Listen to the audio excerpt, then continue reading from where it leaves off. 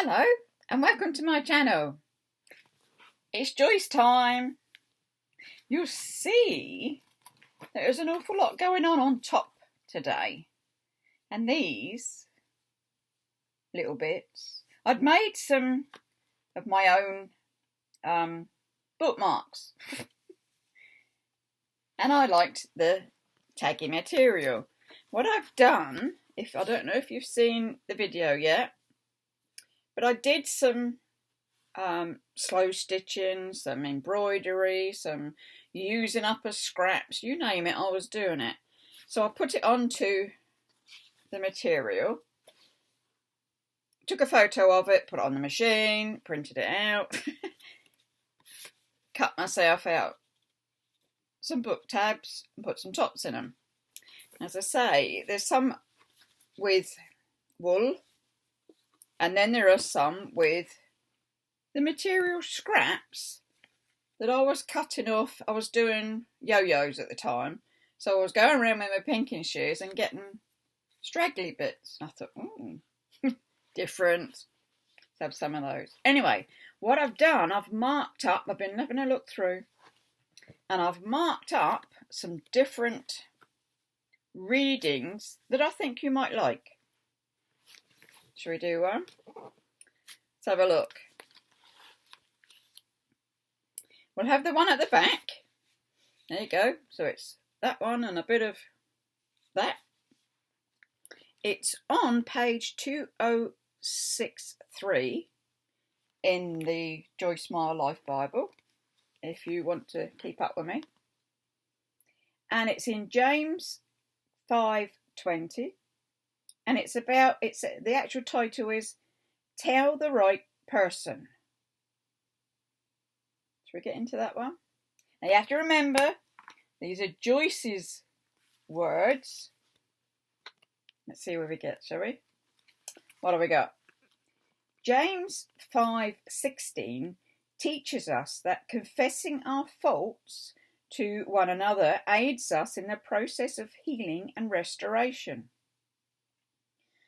Many times we receive a release from what is troubling us when we finally tell someone else those things that have been hidden for sometimes years of our lives.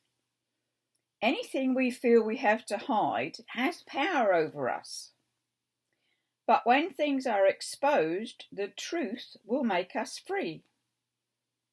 I caution you to use wisdom as you choose a person to confide in.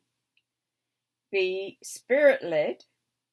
Choose someone you know you can trust, someone who is understanding and will not judge you. I'd like to interject a bit of mine there. I had a good friend for many years. I worked with her. I was sort of a partner and what have you. And we did everything together. We had barbecues together. We went on holidays together. And at one time, I was just, talking as you do, just chatting. And we were sharing things. But where it went slightly wrong for me, well, for our friendship actually, I'd shared all this and it was all really deep stuff.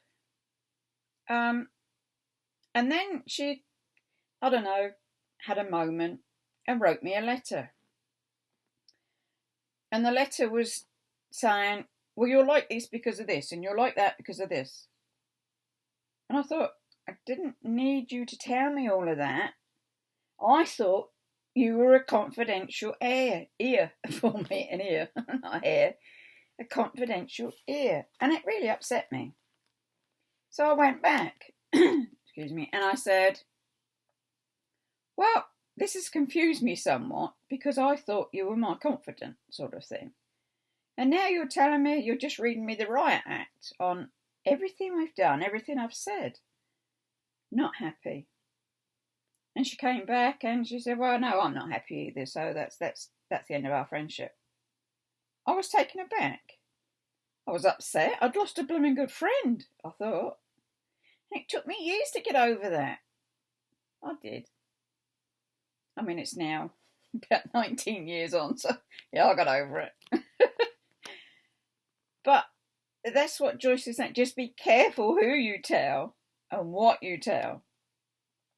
Let's continue with her reading, shall we? Enough of my blabbling. It says, do not share things with people to help yourself if those things will hurt them. For example, if your grandfather abused you for 40 years ago, and now your grandmother is 85 years old, I advise you not to tell her what happened. That would not be wise. It might help you to release it, but it would burden her.